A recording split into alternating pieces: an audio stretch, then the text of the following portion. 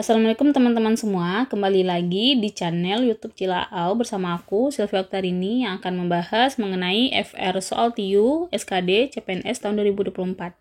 Nah, pada video ini kita akan membahas FR soal TIU yang keluar di hari kedua tes SKD CPNS tahun 2024 ya, yaitu pada tanggal 17 Oktober 2024. Nah, sebelum kita mulai, silakan follow dulu akun TikTok Cilaau untuk update soal-soal TIU terbaru. Dan jangan lupa like, komen, dan subscribe channel YouTube ini ya. Yuk kita mulai. Nah, pada hari kedua tes SKD CPNS tahun 2024 ini, beberapa peserta yang telah ujian memberikan kisi-kisi atau memberikan bocoran soal yang keluar pada tes SKD tahun ini. Nah, yang pertama itu analogi kata, ada 3 soal ya yang keluar. Yang kedua figural, yaitu 6 soal. Nah, di sini jaring-jaring kubus juga keluar ya. Yang ketiga itu mengenai jumlah tambahan pekerja. Ini biasanya berhubungan dengan perbandingan berbalik nilai. Nah, berikutnya soal mengenai berapa liter bensin yang dibutuhkan untuk menempuh jarak sekian gitu. Nah, ini berhubungan dengan perbandingan senilai. Yang kelima itu persentase untung menjual kotak ikan. Nah, berarti ini mengenai aritmatika ya. Aritmatika untung rugi. Selanjutnya mengenai deret angka. Deretnya yaitu 2, 7, 9, sampai seterusnya. Berikut pecahan. Nah, pecahan ini dimasukkan ke tabel. Biasanya ini berhubungan dengan hubungan X dan Y ya. Selanjutnya itu silogisme. Untuk hari kedua di sini silogismenya yang keluar 3 premis ya. Sedangkan hari pertama itu 2 premis. Nah, yang terakhir mengenai analisis tabel, di sini yang keluar itu jadwal menonton TV kualifikasi Piala Dunia. Nah, di sini disuruh nyari kesimpulan dari tabel jadwal. Nah, oke. Dari FR yang diberikan oleh teman-teman kita yang telah ujian, di sini ada beberapa soal yang mirip dengan kisi-kisi yang diberikan ini. Untuk soal pertama, kita bahas mengenai pecahan, di mana pecahan ini disajikan dalam bentuk tabel XY ya. Nah, di sini X-nya yaitu 3 dikurang 5/8 ditambah setengah, dan Y-nya 6/5 tambah 2 dikurang 3/2. Carilah hubungan yang benar antara X dan Y. Nah, pertama kita hitung dulu untuk nilai X. X di sini 3 kurang 5/8 tambah setengah. Nah, untuk mencari nilai X, teman-teman bisa lakukan operasi sekaligus atau mengerjakan satu persatu. Nah, kalau untuk sekaligus, di sini kan 3 itu sama dengan 3/1. Nah, terdapat penyebutnya 1, 8, dan 2. Kita cari KPK. KPK ketiga angka ini adalah 8. Lalu, 8 ini bagi dengan 1, itu 8 ya, kali 3. Ini 24. Dikurang 8 bagi 8, 1 kali 5, 5. Tambah 8 bagi 2, 4 kali 1. Ini 4 ya. Nah, 24 kurang 5 itu 19 tambah 4. 23/8. Nah, kalau kita jadikan pecahan campuran, 23 bagi 8 yang terdekatnya yaitu 2 ya. Bersisa 7. 7/8. Nah, selanjutnya kita cari untuk yang Y. Y itu 6/5 tambah 2 kurang 3/2. Sini juga sama ya, 2 itu 2/1. Kita samakan penyebut, cari KPK-nya. Atau cara mudahnya kalikan aja semua angkanya. 5 kali 1 kali 2. Di sini 10 ya. 10 bagi 5 itu 2 kali 6. Jadinya 12. Tambah 10 bagi 1 kali 2. 20 ya. Dikurang 10 bagi 2 yaitu 5 kali 3. 15.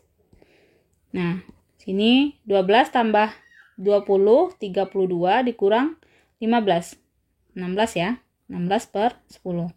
Tahu kalau kita rubah jadi pecahan campuran, ini 1, sisanya 6/10.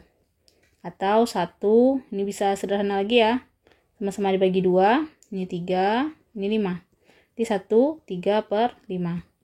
Nah, kalau kita lihat X-nya 2/7/8 dan Y-nya 1/3/5. Di sini jelas ya, X itu besar dari Y. Nah, kita lihat untuk option 2X tambah Y. Nah, karena X itu tadi besar dari Y, otomatis 2X besar dari Y ya. Atau kalau mau dibuktikan, silahkan masukkan nilainya. 2 kali 2/7/8. Apakah besar dari 1/3/5? Nah, di sini 2 kali 2/7/8 saja nilainya sudah 4, sekianan. Sedangkan 1/3/5 itu cuman 1, sekian. Nah, jadi jawaban yang tepat adalah yang A. Selanjutnya nomor 2. Di sini soal mengenai deret ya. Deret yang terdiri dari angkanya 2, 7, 9, 14, dan 16. Nah, kita lihat polanya di sini. Kita cek bergeser satu angka dulu ya. 2 ke 7 itu ditambah 5. Sedangkan 7 ke 9 itu ditambah 2. Nah, kita lihat dari 9 ke 14 juga ditambah 5. 14 ke 16 tambah 2. Jadi polanya ke sini ditambah 5. Jadinya 21 ya. Lalu ditambah 2. Jadinya 23. Jawaban yang tepat adalah yang B. Berikut soal nomor 3. Di sini kita masuk perbandingan senilai ya. Soalnya, sebuah mobil menghabiskan 4 liter bensin untuk menempuh jarak 40 km. Nah, berarti di sini 4 liter itu untuk 80 km. Banyak bensin yang diperlukan mobil tersebut untuk menempuh jarak 200 km adalah. Nah, berarti di sini jarak yang akan ditempuh 200 km ya. Berapa bensin yang dibutuhkan. Nah, kita tahu bahwa semakin jauh jarak yang akan ditempuh, maka bensin yang dibutuhkan semakin banyak. Artinya terdapat perbandingan senilai. Nah, jika senilai kita cukup kali silangkan. 4 kali 200 sama dengan X kali 80. Nah, ini bisa kita coret ya nolnya masing-masing. Lalu 8 dengan 4 sama-sama dibagi 4. Ini 1, ini 2. Nah, ini juga ya bisa. 20 bagi 2. Ini 10, ini 1. Jadi kita peroleh X sama dengan 10, yaitu 10 liter. Jawaban yang tepat adalah yang B. Selanjutnya nomor 4. Ini mengenai aritmatika untung rugi ya. Soalnya, diketahui harga 5 kodi buku tulis adalah Rp200.000. Jika buku tersebut dijual per 10 buku seharga Rp25.000, maka persentase untung yang diperoleh adalah. Nah, teman-teman ingat kalau untuk aritmatika biasanya kita menghitung untung dan rugi. Untung itu diperoleh dari harga jual dikurang harga beli. Sedangkan rugi itu kita cari dengan rumus harga beli dikurang harga jual. Nah, di sini untuk harga belinya, harga beli 5 kodi buku tulis. Nah, 5 kodi buku tulis di sini adalah 200.000. Nah, kita tahu bahwa 1 kodi itu sama dengan 20 buah. Nah, berarti untuk mengubah ini ya, 5 kodi kita jadikan ke buah, berarti 5 kali 20.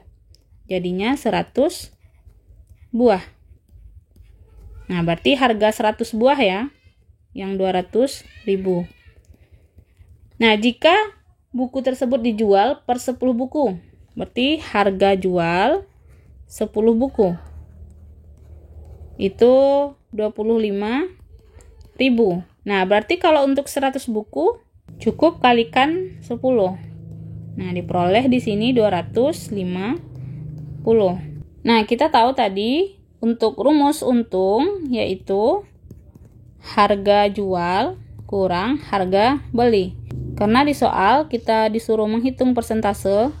Nah, berarti kita cari persen dari untung sama dengan harga jual kurang harga beli per harga beli kali 100%.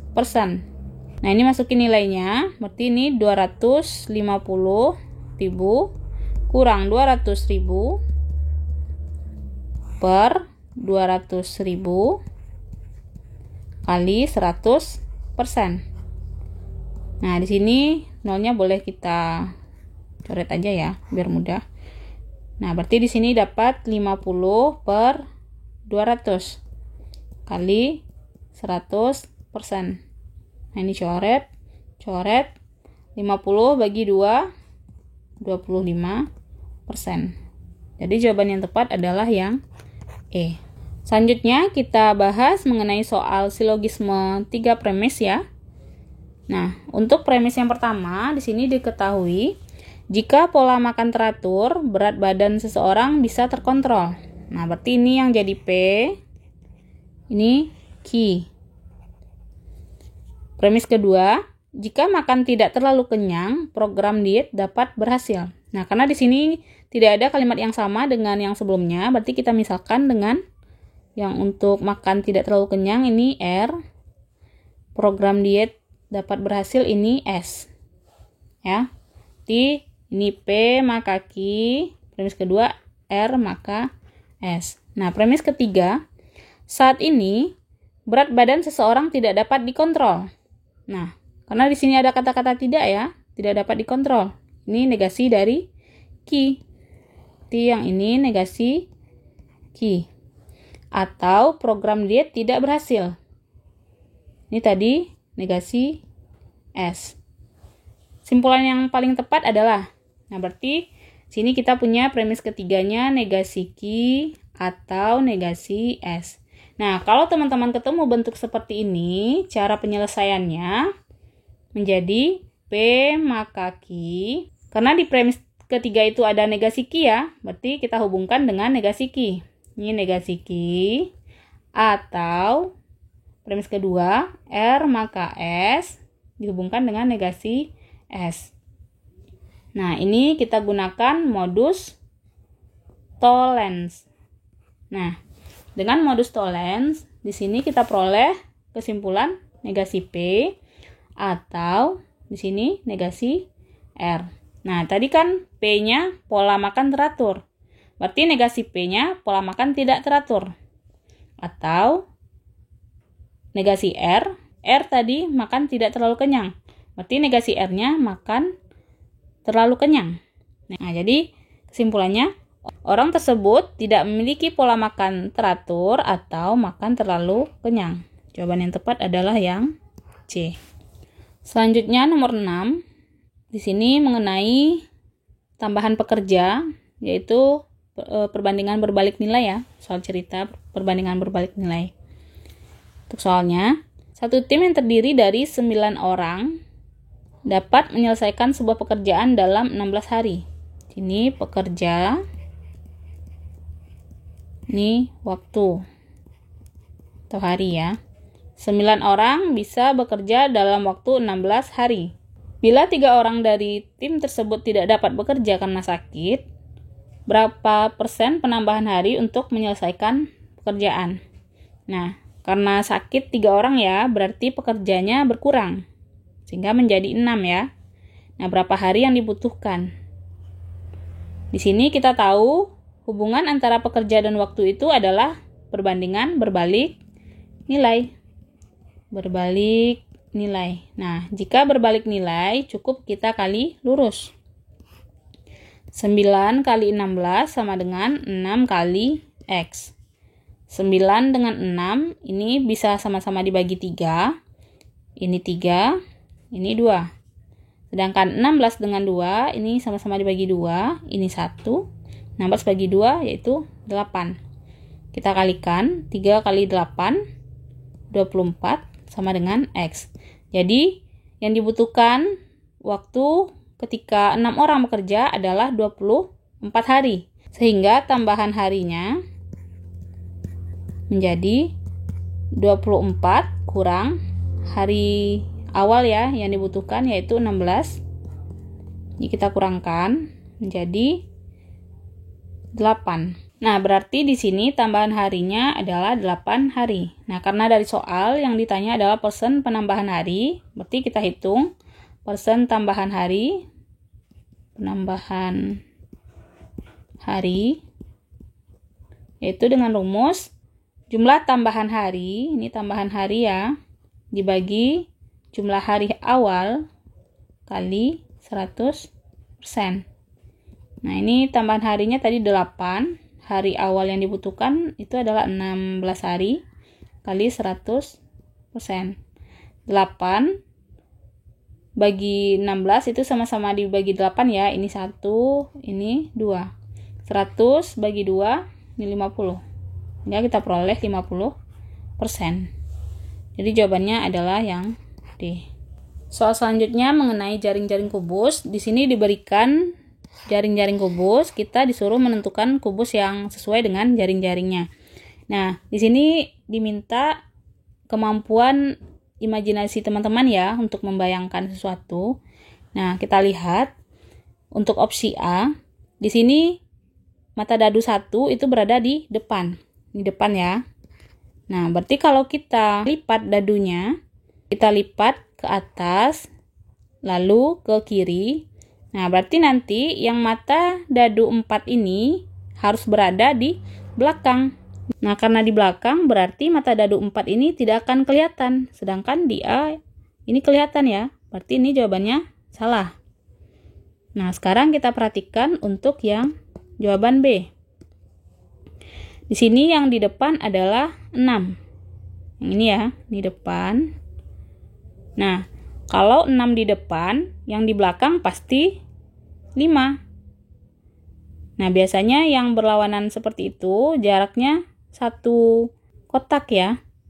Nah, ini di depan. Ini kalau kita lipat ke sini ya, ke belakang, itu 5-nya berada di belakang. Berarti kalau di belakang, dia tidak akan kelihatan sisinya. Sedangkan di jawaban B di sini mata dadu 5-nya kelihatan ya. Ini juga salah. Nah, selanjutnya kita perhatikan untuk opsi C. Di sini yang di depan adalah yang 5. Ini depan ya. Nah, kita lipat. Ini kita lipat ya dari sini ke belakang. Nah, berarti yang di belakangnya adalah mata dadu 6. Di belakang. Nah, kalau di belakang berarti dia juga tidak kelihatan. Sedangkan di C, mata dadu 6 kelihatan ya. Ini juga kita eliminasi. Nah, yang D, kita perhatikan. Di sini yang di depan adalah yang 4. Mata dadu 4. Nah, lalu kita lipat dari sini ya. Ini ke belakang.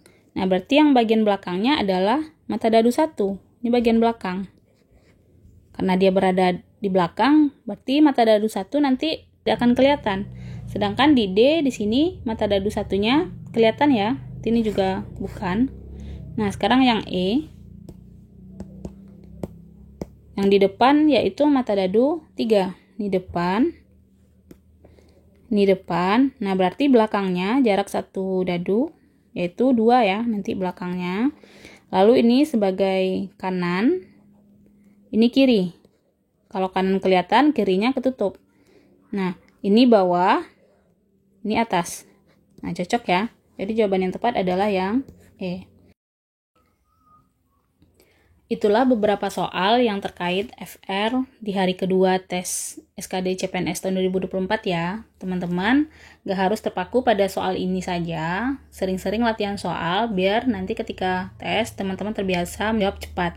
Nah, sekian dari saya. Jika ada kesalahan atau kekeliruan dalam penyampaian ataupun dari soal, teman-teman bisa koreksi melalui kolom komentar ya. Terima kasih. Bye-bye.